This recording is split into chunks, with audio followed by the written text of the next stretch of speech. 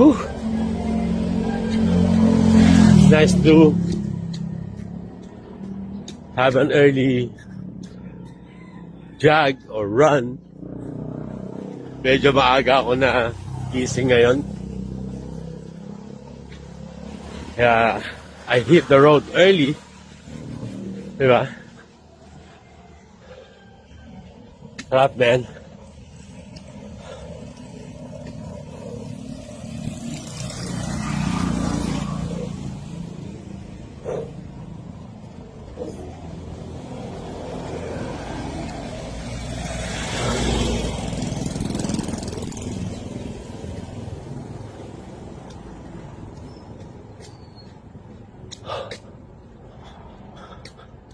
Dito yung uphill, hindi na ganun katataas. Tama na. So, mahirap pag masyadong uphill. Pag ganun, pag di ko kaya minsan, nilalakad ko na lang. Diba? Yan. Yung gradual, okay lang. Like this one. Like this one.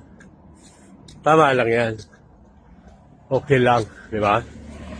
Dalawang part nitong tinatakbuhan kong area. Medyo mataas.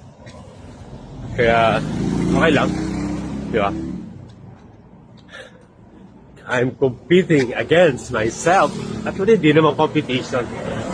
That is one good thing sa running or endurance run. This is not a competition. For me, it's more of a consistency. Yan. Being consistent. Every day, every time you run, self-discipline. So, diba? Morning, ate! Diba? Sisipag ng mga ate. So, yun, it's about being consistent, being always there with the road, sometimes embracing the pain, pero mali yun.